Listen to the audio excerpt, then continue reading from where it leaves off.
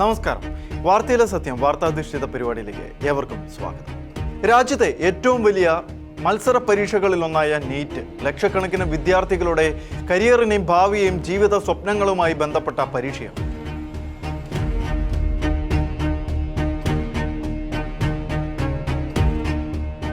എന്നാൽ കുറച്ച് വർഷങ്ങളായി നീറ്റിനെ ചുറ്റിപ്പറ്റി ഉയരുന്നത് പേപ്പർ ചോർച്ചാ വിവാദങ്ങളും പരീക്ഷാ റദ്ദാക്കലുകളും പ്രതിഷേധങ്ങളും വിദ്യാർത്ഥികളുടെ മാനസിക സമ്മർദ്ദത്തെക്കുറിച്ചുള്ള ആശങ്കകളുമാണ്.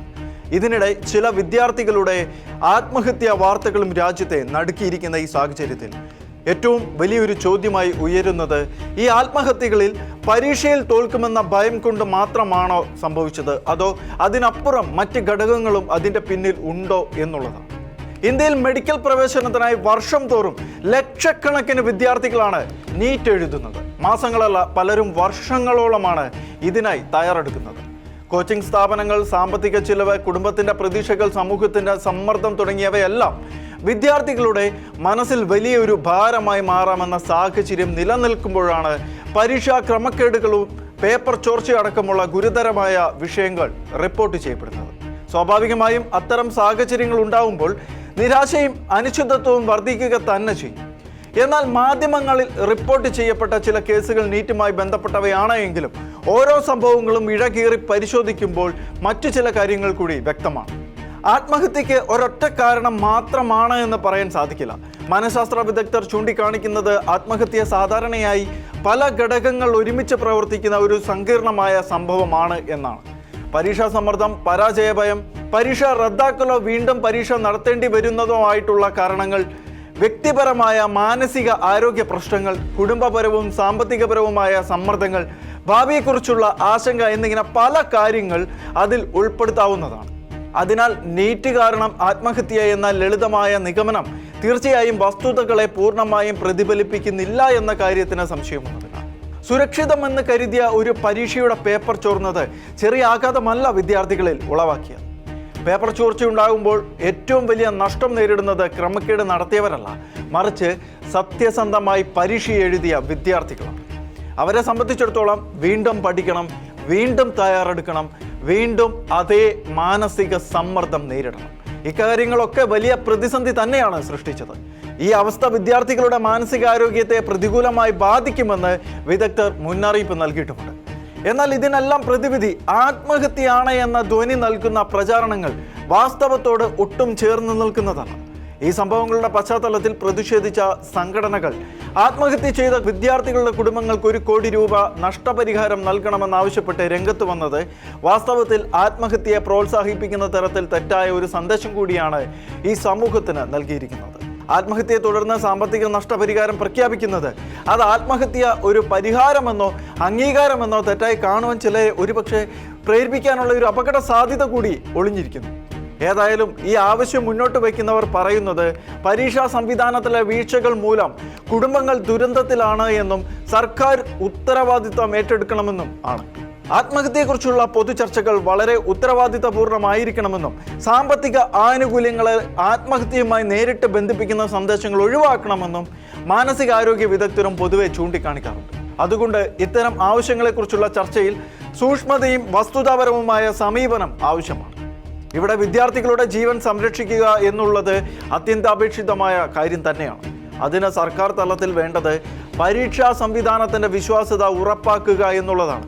ചോദ്യപേപ്പർ ചോർച്ച പൂർണ്ണമായും തടഞ്ഞുകൊണ്ടും പരീക്ഷ റദ്ദാക്കേണ്ട സാഹചര്യം പരമാവധി ഒഴിവാക്കിയും പരീക്ഷ എഴുതുന്ന വിദ്യാർത്ഥികൾക്ക് മാനസികാരോഗ്യ പിന്തുണ ഉറപ്പാക്കിയും കുടുംബങ്ങൾക്കും അധ്യാപകർക്കും ബോധവൽക്കരണം നൽകിയും സർവോപരി പരീക്ഷയിൽ പരാജയം ജീവിതത്തിൻ്റെ പരാജയമല്ല എന്ന സന്ദേശം വ്യക്തമായി വിദ്യാർത്ഥികളെ ബോധ്യപ്പെടുത്തിയും വേണം ഇത്തരം പ്രതിസന്ധികളെ മറികടക്കാൻ. ചോദ്യപേപ്പർ ചോർന്നതിൽ മനംനൊന്തല്ല കുട്ടികൾ ആത്മഹത്യ ചെയ്തത്. അവരുടെ മുൻപിൽ ഒരു വെല്ലുവിളി ഉയർന്നപ്പോൾ അതിനെ നേരിടാനുള്ള മാനസിക ആരോഗ്യം അവർക്കില്ലാതെ പോയതാണ് അത്തരം ആത്മഹത്യയുടെ ഒരു പ്രധാന കാരണം. പരീക്ഷകൾ പഠന ജീവിതത്തിൽ ഒരു പ്രധാന ഘട്ടമാണ്. എന്നാൽ ഒരു പരീക്ഷയും ഒരു കുട്ടിയുടെ ജീവിതത്തെക്കാൾ വലുതല്ലതാണ്. അതുപോലെ ആത്മഹത്യ സംഭവിക്കുമ്പോൾ അതിനെ ഒരു കാരണത്തിലേക്ക് മാത്രം ചൂണ്ടിക്കാണിക്കുന്നതും കൂടുതൽ ആത്മഹത്യകൾ ചെയ്യുവാൻ കുട്ടികളെ പ്രേരിപ്പിക്കുന്ന തരത്തിൽ നഷ്ടപരിഹാര തുക പെരുപ്പിച്ച് വാദിക്കുന്നതും ശരിയായ കാര്യമല്ല. പരീക്ഷാ സമ്മർദ്ദം കുറയ്ക്കുന്ന വിദ്യാഭ്യാസ പരിഷ്കാരങ്ങൾ, സുതാര്യമായ പരീക്ഷാ സംവിധാനം, ശക്തമായ മാനസികാരോഗ്യ പിന്തുണ, ഇവ മൂന്നും ഒരുമിച്ചാണ് ഇവിടെ പോവേണ്ടത്. കാരണം ഇവിടെ സംരക്ഷിക്കപ്പെടേണ്ടത് പരീക്ഷയുടെ വിശ്വാസ്യത മാത്രമല്ല, ഓരോ വിദ്യാർത്ഥിയുടെയും പ്രതീക്ഷയും ജീവിതവും കൂടിയാണ്. നീറ്റില്ല എങ്കിൽ എല്ലാം തീർന്നു എന്ന ചിന്ത കുട്ടികളിലേക്ക് ഇട്ടുകൊടുക്കുന്നതിനാൽ ചില മാതാപിതാക്കൾക്കും കോച്ചിങ് സെന്ററുകൾക്കും വലിയ പങ്കുണ്ട്. തോൽവികൾ വിജയത്തിലേക്കുള്ള ചവിട്ടുപടികളാണ്. നീറ്റിലെ തോൽവി ജീവിതാവസാനമല്ല. കൂടുതൽ ഒരുങ്ങി വീണ്ടും പരീക്ഷയെ നേരിടാൻ അവസരമുണ്ട്. കുട്ടികൾക്ക് അവർക്ക് താങ്ങാനാവുന്നതിൽ കൂടുതൽ സമ്മർദ്ദം നൽകാതിരിക്കുക, അവരെ ദൈവാശ്രയത്തിലും ദൈവവുമായുള്ള ആത്മബന്ധത്തിലും വളർത്തുക. അത്തരം പരിശീലനങ്ങൾ ലഭിച്ചാൽ കുട്ടികൾ തളരുകയില്ല, ആത്മഹത്യ തിരഞ്ഞെടുക്കുകയില്ല. പരിശുദ്ധ ബൈബിൾ ഉറപ്പു തരുന്നത് ഇങ്ങനെയാണ്. യേശയുടെ പുസ്തകത്തിൽ 40:31 പറയുന്നത്, ദൈവത്തിൽ ആശ്രയിക്കുന്നവൻ വീണ്ടും ശക്തി പ്രാപിക്കും. അവർ കഴുകന്മാരെ പോലെ ചിറകടിച്ചുയരും. അവർ ഓടിയാലും ക്ഷീണിക്കുകയില്ല, നടന്നാൽ തളരുകയുമില്ല. കേരളത്തിലെ ന്യൂനപക്ഷങ്ങളിൽ പ്രധാനപ്പെട്ട ഒന്നായ ക്രൈസ്തവ സമൂഹം കഴിഞ്ഞ കുറേ വർഷങ്ങളായി അതിഭീകരമായ അവഗണനകളിലൂടെയാണ് കടന്നു പോകുന്നത്. കഴിഞ്ഞ 10 വർഷത്തെ ഇടത് ഭരണത്തിന്റെ കെടുതികളിൽ ക്രൈസ്തവ സമൂഹത്തിന് കിട്ടിയത് കടുത്ത അവഗണനകളും ഒഴിവാക്കലുകളും മാത്രമായി. എന്നാൽ കേരളത്തിലെ ജനങ്ങളുടെ പൊതുവികാരത്തിനൊപ്പം നിന്ന് ഇടത് ഭരണത്തെ തൂത്തെറിഞ്ഞ് കോൺഗ്രസ് ഭരണത്തിലേക്ക് കാര്യങ്ങൾ എത്തിയപ്പോൾ സമൂഹത്തിലെ ക്രൈസ്തവർ അടക്കമുള്ള എല്ലാ ജനങ്ങളും വലിയ പ്രതീക്ഷയോടെയാണ് സർക്കാരിൻ്റെ നടപടികളിലേക്ക് കണ്ണ് പായിച്ചിരുന്നതെങ്കിലും ഏതാനും പ്രസ്താവനകളല്ലാതെ ആശാവഹമായ ഒന്നും തന്നെ അവർക്ക് കാണാൻ കഴിയുന്നില്ല. കഴിഞ്ഞ നാളുകളിൽ അവർ ഉന്നയിച്ചു കൊണ്ടിരുന്ന പ്രധാനപ്പെട്ട വിഷയങ്ങളിൽ പലതിനും പരിഹാരമില്ലാതെ പോകുന്നത് അങ്ങേയറ്റം വേദനയും നിരാശയുമാണ് അവരിൽ ഉണ്ടാക്കിയിരിക്കുന്നത്. തുടർച്ചയായി പാർശ്വവൽക്കരിക്കപ്പെടുവാൻ ക്രൈസ്തവർ ഇന്ത്യയിലെ രണ്ടാംകിട പൗരന്മാരല്ല എന്ന് ഉറപ്പുള്ളതിനാൽ ഇനിയും ശങ്കിച്ച് മാറി നിൽക്കാതെ ശക്തമായ പ്രതികരണങ്ങളുമായി കളത്തിലിറങ്ങുവാൻ തന്നെ ക്രൈസ്തവർ നിർബന്ധിതരായിരിക്കുകയാണ്. ഇന്ത്യയുടെ ചരിത്രം പരിശോധിക്കുമ്പോൾ വിവിധ മതങ്ങളും സംസ്കാരങ്ങളും ചേർന്ന് തന്നെയാണ് ഈ രാജ്യം വളർന്നു വന്നത്. ആ ചരിത്രത്തിന്റെ നിർമ്മിതിക്കായി നിർണായകമായ പല സംഭവങ്ങളും നൽകിയിട്ടും പലപ്പോഴും അധികം ചർച്ച ചെയ്യപ്പെടാതെ പോകുന്ന അധ്യായം ക്രൈസ്തവ സമൂഹത്തിന്റെ സംഭാവനകളുടെ അധ്യായം തന്നെയാണ്. വിദ്യാഭ്യാസം, ആരോഗ്യം, സാമൂഹിക നവോത്ഥാനം, സ്ത്രീ ശാക്തീകരണം, കാർഷിക വികസനം, മനുഷ്യാവകാശ സംരക്ഷണം തുടങ്ങിയ അനേകം മേഖലകളിൽ ക്രൈസ്തവ സഭകളും മിഷണറിമാരും വഹിച്ച അതുല്യമായ പങ്ക് ചരിത്രരേഖകളിൽ രേഖപ്പെടുത്തിയിട്ടുണ്ട്. എന്നാൽ അതിൻ്റെ മറുവശത്ത് തങ്ങളുടെ സംഭാവനകൾക്ക് മതിയായ അംഗീകാരം ലഭിക്കുന്നില്ല എന്നും വിവിധ മേഖലകളിൽ അവഗണന നേരിടുന്നുവെന്നുമുള്ള വസ്തുതാപരമായ ആശങ്കകളും ക്രൈസ്തവ സമൂഹത്തിൽ ശക്തമായി ഉയരുകയാണ്. ചരിത്ര വസ്തുതകളും നിലവിലെ സാമൂഹിക രാഷ്ട്രീയ ചർച്ചകളും ഒരുപോലെ പരിഗണിച്ചുകൊണ്ട് ഈ വിഷയത്തെ വിശദമായി പരിശോധിക്കേണ്ടത് കാലഘട്ടത്തിൻ്റെ ഒരു അനിവാര്യതയായി മാറിയിരിക്കുകയാണ്. ക്രൈസ്തവ വിശ്വാസം ഇന്ത്യയിലെത്തിയതിനു ശേഷമുള്ള നൂറ്റാണ്ടുകളിൽ വിദ്യാഭ്യാസം, ചികിത്സ, അഗതി സംരക്ഷണം, സാമൂഹിക പരിഷ്കാരം എന്നീ മേഖലകളിൽ ക്രൈസ്തവർ അതിശക്തമായി മുന്നേറുന്നതാണ് കാണാൻ സാധിച്ചത്. അതുമാത്രമല്ല, ഇന്ത്യയിലെ ആധുനിക വിദ്യാഭ്യാസ വ്യവസ്ഥയുടെ വളർച്ചയിൽ ക്രൈസ്തവ വിദ്യാഭ്യാസ സ്ഥാപനങ്ങളിൽ നിർണായക പങ്ക് വഹിച്ചതായി നിരവധി വിദ്യാഭ്യാസ ചരിത്ര പഠനങ്ങൾ വിലയിരുത്തിയിട്ടുണ്ട്. ഗ്രാമങ്ങളിൽ സ്കൂളുകൾ സ്ഥാപിക്കുക, പെൺകുട്ടികൾക്ക് വിദ്യാഭ്യാസം ലഭ്യമാക്കുക, പിന്നോക്ക വിഭാഗങ്ങൾക്ക് പഠനാവസരങ്ങൾ ഒരുക്കുക, അച്ചടി പ്രസ്ഥാന രംഗം വികസിപ്പിക്കുക, ഇവിടെയെല്ലാം ക്രൈസ്തവർ നൽകിയത് നിർണായകമായ സംഭാവനകൾ തന്നെയാണ്. കേരളത്തിലെ ഉയർന്ന സാക്ഷരതാ നിരക്കിന് പിന്നിലെ പ്രധാന ഘടകങ്ങളിൽ ഒന്നായി മിഷണറി വിദ്യാഭ്യാസ പ്രവർത്തനങ്ങളെ തന്നെയാണ് നിരവധി ഗവേഷകർ ചൂണ്ടിക്കാണിക്കുന്നത്. ഇന്ന് രാജ്യത്ത് പ്രമുഖ സ്കൂളുകളും കോളേജുകളും സർവകലാശാലകളുമായി മാറിയ അനേക സ്ഥാപനങ്ങളുടെയും തുടക്കം ക്രൈസ്തവ സഭകളുടെ നേതൃത്വത്തിലായിരുന്നു. രാജ്യത്തിൻ്റെ ആരോഗ്യ മേഖലയിൽ ക്രൈസ്തവ സഭകൾ നൽകിയതാവട്ടെ നിർണായകമായ സംഭാവനകളും സേവനങ്ങളുമായിരുന്നു. ആധുനിക ആശുപത്രി സംവിധാനങ്ങൾ വ്യാപകമാകുന്നതിന് മുൻപ് ഗ്രാമപ്രദേശങ്ങളിൽ ചികിത്സാ സേവനങ്ങൾ എത്തിച്ചതിൽ മിഷൻ ആശുപത്രികൾ വഹിച്ച പങ്ക് ചെറുതൊന്നുമായിരുന്നില്ല. ആശുപത്രികൾ, ഡിസ്പെൻസറികൾ, അനാഥാലയങ്ങൾ, വൃദ്ധസദനങ്ങൾ, കുഷ്ഠരോഗ കേന്ദ്രങ്ങൾ, പാലിയേറ്റീവ് കെയർ സംവിധാനങ്ങൾ എന്നിവയിലൂടെ ലഭ്യമാക്കിയിരിക്കുന്ന സേവനങ്ങൾ രാജ്യത്തെ എല്ലാ തുറയിലും പെട്ട ജനങ്ങൾക്കായിരുന്നു പ്രയോജനപ്പെട്ടത്. സഭയുടെ സേവനത്തിൻ്റെ ഈ കാലത്തെ ഉദാഹരണമാണ് കോവിഡ് മഹാമാരി കാലത്ത് നിരവധി സഭാ സ്ഥാപനങ്ങളിലൂടെ ഐസൊലേഷൻ കേന്ദ്രങ്ങൾ, ഭക്ഷണ വിതരണം, മെഡിക്കൽ സഹായം, മാനസിക പിന്തുണ നൽകിക്കൊണ്ടുള്ള ക്രൈസ്തവ സന്നദ്ധ പ്രവർത്തനങ്ങൾ എന്നിവയെല്ലാം. ജാതി വിവേചനം, അയിത്തം, സ്ത്രീ പീഡനം, വിദ്യാഭ്യാസ നിഷേധം എന്നിവയെല്ലാം ശക്തമായിരുന്ന കാലഘട്ടത്തിൽ പല സാമൂഹിക പരിഷ്കരണ പ്രവർത്തനങ്ങൾക്കും അതിശക്തമായ നേതൃത്വമായിരുന്നു ക്രൈസ്തവ മിഷണറിമാർ നൽകിയത്. എന്നാൽ ഇതൊക്കെ മാത്രമല്ല, സ്വന്തം പരിമിതികൾ നോക്കാതെ പള്ളിയും സിമിത്തേരിയും സ്വത്തുവകകളുമെല്ലാം കേരളത്തിന്റെ പുരോഗതിക്ക് താങ്ങായി വിട്ടു നൽകിയ ചരിത്രം കൂടെ ക്രൈസ്തവർക്ക് പറയാനുണ്ട്. എന്നിട്ടും അവരുടെ അവകാശങ്ങളും ആശങ്കകളും പരിഗണിക്കപ്പെടാതെ പോകുന്നുവെന്നുള്ള പരാതി നിസ്സാരമായി കാണാൻ കഴിയില്ല. വിദ്യാഭ്യാസ സ്ഥാപനങ്ങളുടെ സ്വയംഭരണം സംരക്ഷിക്കപ്പെടാതെ പോകുന്നതും ന്യൂനപക്ഷ ക്ഷേമ പദ്ധതികൾ തുല്യനീതിയോടെ വിതരണം ചെയ്യപ്പെടാതിരിക്കുന്നതും ക്രൈസ്തവർ ചരിത്രത്തിൽ നൽകിയ സംഭാവനകൾക്ക് മതിയായ അംഗീകാരം ലഭിക്കാതിരിക്കുന്നതും മലയോര കർഷകരുടെ പ്രശ്നങ്ങൾ പരിഹരിക്കപ്പെടാത്തതും ജനസംഖ്യയിലെ മാറ്റങ്ങൾ സമൂഹത്തിൻ്റെ ഭാവിയെ സ്വാധീനിക്കുമെന്നതുമെല്ലാം ക്രൈസ്തവ സമൂഹത്തിന് വലിയ വെല്ലുവിളിയായി മാറിയിരിക്കുകയാണ്. ഇപ്പോൾ കേരളത്തിലെ ക്രൈസ്തവരുടെ നീറുന്ന പ്രശ്നങ്ങളിൽ പ്രധാനപ്പെട്ടതും അടിയന്തര പരിഹാരം കാത്തു കഴിയുന്നതുമായ 3 വിഷയങ്ങൾ മുനമ്പവും JB കോശി റിപ്പോർട്ടും വന്യമൃഗശല്യവുമാണ്. കേരളം വിദ്യാഭ്യാസത്തിലും ആരോഗ്യരംഗത്ത് സാമൂഹിക പുരോഗതിയിലും രാജ്യത്തിന് മാതൃകയായി ഉയർത്തിക്കാട്ടപ്പെടുന്ന സംസ്ഥാനമാണ്. എന്നാൽ ഈ പുരോഗതിയുടെ മറവിൽ വർഷങ്ങളായി പരിഹാരം കാത്തു നിൽക്കുന്ന ചില പ്രശ്നങ്ങൾ ഇന്നും സമൂഹത്തിൻ്റെ വിവിധ വിഭാഗങ്ങളെ വേദനിപ്പിച്ചുകൊണ്ടിരിക്കുകയാണ്. പ്രത്യേകിച്ച് കേരളത്തിലെ വലിയൊരു ക്രൈസ്തവ സമൂഹം വളരെ ആശങ്കയോടും നിരാശയോടും ചൂണ്ടിക്കാണിക്കുന്നത് മുനമ്പം ഭൂമി തർക്കം JB കോശി കമ്മീഷൻ റിപ്പോർട്ട് നടപ്പിലാക്കാത്തത്, മലബാറിലെ മലയോര മേഖലയിലെയും വന്യമൃഗശല്യവും ഒക്കെയാണ്. ഈ വിഷയങ്ങളിൽ അടിയന്തര സർക്കാർ ഇടപെടൽ വേണമെന്ന് ആവശ്യപ്പെട്ടുകൊണ്ട് മാസങ്ങളായി മുറവിളികൾ ഉയരുന്നുണ്ടെങ്കിലും അത് അവഗണിച്ചായിരുന്നു അധികാരികളുടെ നീക്കം. വർഷങ്ങളായി ഉന്നയിക്കപ്പെടുന്ന ഈ ആവശ്യങ്ങൾ കേരളത്തിലെ ക്രൈസ്തവരെ സംബന്ധിച്ചിടത്തോളം അത്യന്താപേക്ഷിതമായത് തന്നെയാണ്. മുനമ്പം ഭൂമി കേസ് അവിടുത്തെ ജനങ്ങളെ സംബന്ധിച്ചിടത്തോളം ജീവിക്കാനുള്ള അവകാശത്തിനായുള്ള നീണ്ട പോരാട്ടമായി മാറിയിരിക്കുകയാണ്. എറണാകുളം ജില്ലയിലെ മുനമ്പത്ത് താമസിക്കുന്ന 100 കണക്കിന് കുടുംബങ്ങൾ വർഷങ്ങളായി ഭൂമിയുടെ ഉടമസ്ഥാവകാശവുമായി ബന്ധപ്പെട്ട അനിശ്ചിതത്വം നേരിടുകയാണ്. തങ്ങൾ നിയമാനുസൃതമായി കൈവശം വച്ചിരിക്കുന്ന ഭൂമിയിൽ അവകാശം ഉറപ്പാക്കണമെന്ന ആവശ്യവുമായാണ് ഇവർ എത്തിയിരിക്കുന്നത്. ഭൂമിയുടെ റവന്യൂ രേഖകളും ഉടമസ്ഥാവകാശവുമായി ബന്ധപ്പെട്ട പ്രശ്നങ്ങളും കാരണം നിരവധി കുടുംബങ്ങൾ മാനസികവും സാമ്പത്തികവുമായ ബുദ്ധിമുട്ടുകൾ അനുഭവിക്കുകയാണ്. ഒരു വീട് നിർമ്മിക്കുവാനും ബാങ്ക് വായ്പ എടുക്കുവാനും സ്വത്ത് കൈമാറ്റം നടത്താനും പോലും അനിശ്ചിതത്വം നേരിടേണ്ടി വരുന്ന സാഹചര്യമാണ് നാട്ടിൽ എന്നാണ് നാട്ടുകാർ പറയുന്നത്. ഈ വിഷയത്തിൽ നീതിപൂർണമായ പരിഹാരം ഉണ്ടാകണമെന്നും മുനമ്പം ജനതയുടെ റവന്യൂ അവകാശങ്ങൾ പുനഃസ്ഥാപിക്കപ്പെടണമെന്നും KCBC ആവശ്യപ്പെടുകയാണ്. പുതിയ സർക്കാർ നൽകിയ വാഗ്ദാനങ്ങൾ യാഥാർത്ഥ്യമാകുമെന്ന പ്രതീക്ഷയിലാണ് അവിടുത്തെ ജനങ്ങൾ.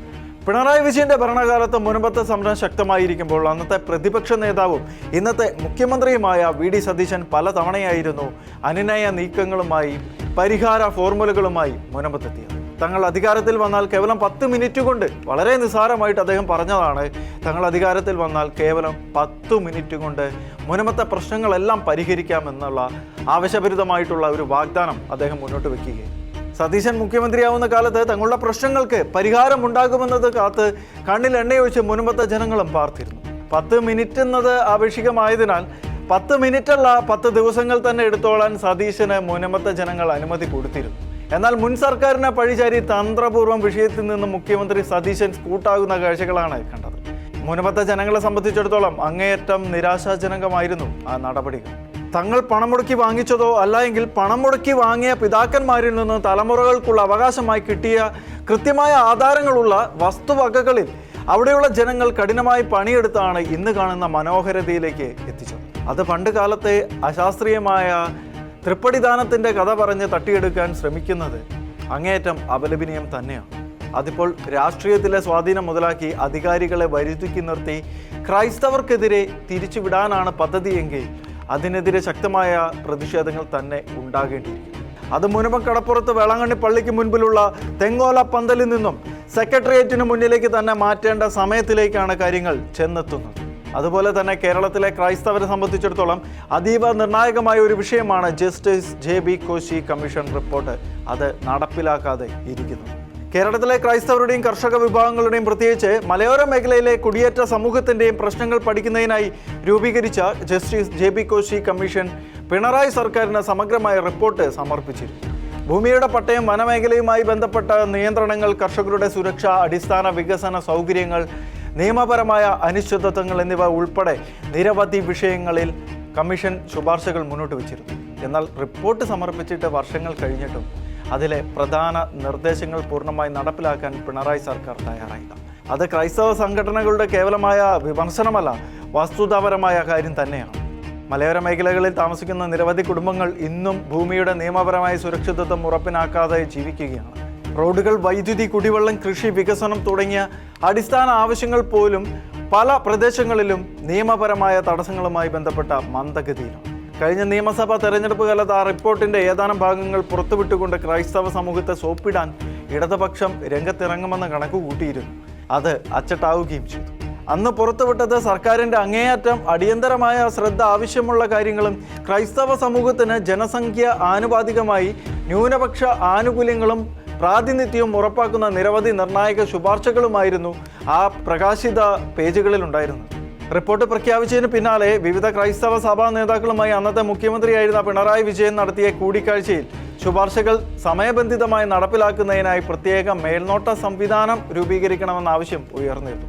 വിദ്യാഭ്യാസ മേഖലയ്ക്ക് പ്രത്യേക പ്രാതിനിധ്യം നൽകുന്ന റിപ്പോർട്ടിൽ കമ്മ്യൂണിറ്റി കോട്ടയിൽ മെറിറ്റ് അടിസ്ഥാനത്തിൽ പ്രവേശനം നേടുന്ന വിദ്യാർത്ഥികൾക്കും സ്കോളർഷിപ്പ് ലഭ്യമാക്കണമെന്നും മലയോര തീരദേശ മേഖലകളിൽ ഉന്നത വിദ്യാഭ്യാസ സ്ഥാപനങ്ങളും പ്രൊഫഷണൽ കോഴ്സുകൾക്കുമായുള്ള പരിശീലന കേന്ദ്രങ്ങളും സിവിൽ സർവീസ് അക്കാദമികളും ആരംഭിക്കണമെന്നും ശുപാർശ ചെയ്തിരുന്നു.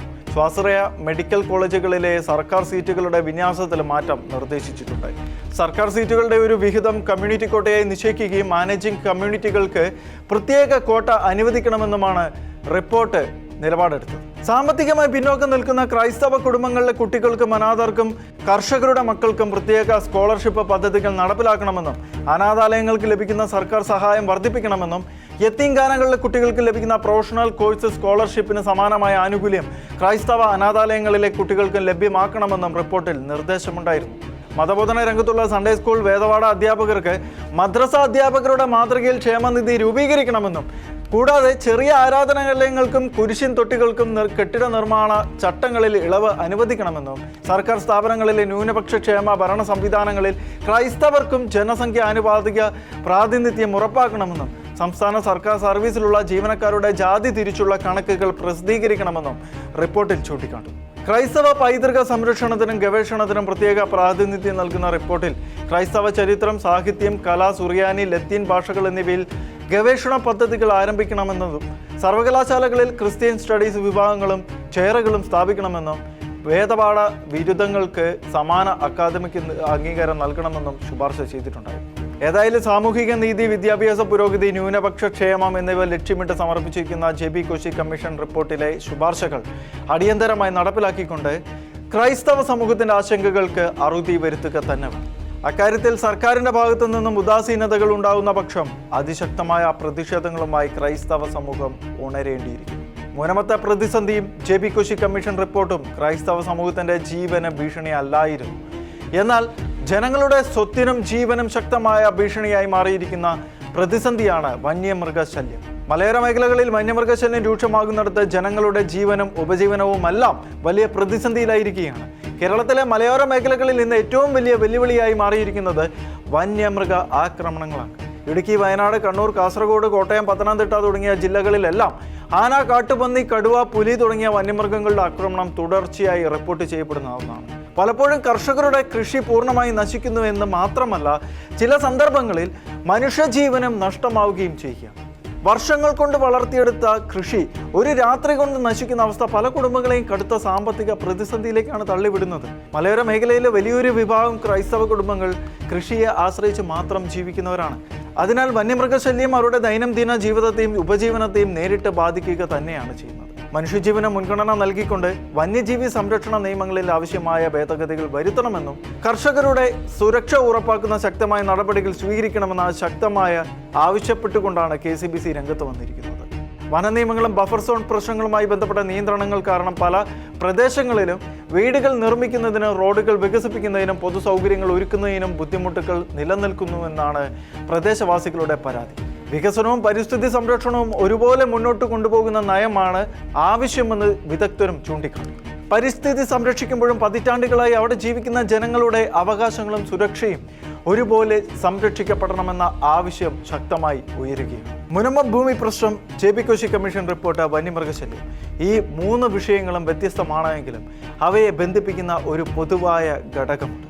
അത് വർഷങ്ങളായി നീണ്ടു നിൽക്കുന്ന പ്രശ്നങ്ങൾക്ക് പരിഹാരം കാണാം. പ്രശ്നങ്ങൾ പഠിക്കാൻ കമ്മീഷനുകൾ രൂപീകരിക്കപ്പെടുകയും റിപ്പോർട്ടുകൾ സമർപ്പിക്കപ്പെടുകയും ചെയ്യുന്നുണ്ടെങ്കിലും അവയുടെ ശുപാർശകൾ സമയബന്ധിതമായി നടപ്പിലാക്കുന്നില്ല എന്ന വിമർശനവും ശക്തമാണ്. ഇതുമൂലം ഭരണകൂടത്തോടുള്ള ജനങ്ങളുടെ വിശ്വാസം കുറയുകയും പ്രശ്നങ്ങൾ കൂടുതൽ സങ്കീർണമാവുകയും ചെയ്യുകയാണ്. ഏതായാലും കേരളത്തിലെ ക്രൈസ്തവ സമൂഹം ഉന്നയിക്കുന്ന ഈ ആവശ്യങ്ങൾ ഒരു മതസമൂഹത്തിന്റെ മാത്രം വിഷയമായി കാണാൻ സാധിക്കില്ല. ഭൂമിയുടെ നിയമപരമായ സുരക്ഷിതത്വം, കർഷകരുടെ ജീവിതം, വന്യമൃഗ ആക്രമണങ്ങളിൽ നിന്നും മനുഷ്യജീവന്റെ സംരക്ഷണം, വികസനത്തിനുള്ള അടിസ്ഥാന അവകാശങ്ങൾ ഇവയെല്ലാം പൊതുസമൂഹത്തെ ബാധിക്കുന്ന വിഷയങ്ങളാണ്. അതുകൊണ്ട് തന്നെ മുനമ്പം ഭൂമി പ്രശ്നത്തിൽ നീതിയുക്തമായ പരിഹാരം കണ്ടെത്തുക, JB കോശി കമ്മീഷൻ റിപ്പോർട്ടിലെ പ്രായോഗിക നിർദ്ദേശങ്ങൾ നടപ്പിലാക്കുക, വന്യമൃഗ ശല്യത്തിന് ശാശ്വത പരിഹാരം കണ്ടെത്തുക എന്നിവയെല്ലാം സർക്കാർ അടിയന്തര മുൻഗണനയായി പരിഗണിക്കണമെന്നാണ് വിവിധ സംഘടനകളും സഭാ നേതൃത്വവും ആവർത്തിച്ച് ആവശ്യപ്പെടുന്നത്. ഇക്കാര്യത്തിൽ ഇനിയും ഉദാസീനത കാട്ടിയാൽ ക്രൈസ്തവ സമൂഹം സടകുടഞ്ഞെഴുന്നേറ്റ് ശക്തമായി രംഗത്തിറങ്ങിയിരിക്കും. ഇന്ത്യയുടെ വളർച്ചയിൽ ക്രൈസ്തവ സമൂഹം നൽകിയ സേവനങ്ങളെ വിദ്യാഭ്യാസം, ആരോഗ്യം, സാമൂഹിക സേവനം, മനുഷ്യാവകാശ സംരക്ഷണം എന്നീ മേഖലകളിൽ കാണാൻ കഴിയുമെങ്കിൽ അതോടൊപ്പം ഇന്ന് അവർ ഉന്നയിക്കുന്ന ആശങ്കകളും ജനാധിപത്യപരമായ ചർച്ചയുടെ ഭാഗമായി കാണുക തന്നെ വേണം. ഒരു സമൂഹത്തിൻ്റെ സംഭാവനകളെ അംഗീകരിക്കുകയും അതേസമയം എല്ലാ വിഭാഗങ്ങൾക്കും തുല്യനീതി ഉറപ്പാക്കുകയും ചെയ്യുക എന്നത് ജനാധിപത്യത്തിൻ്റെ അടിസ്ഥാന ഉത്തരവാദിത്തമാണ് എന്ന് അധികാരികൾ മറക്കരുത്. വാർത്തയിലെ സത്യങ്ങളുമായി ഇനി അടുത്ത ആഴ്ച.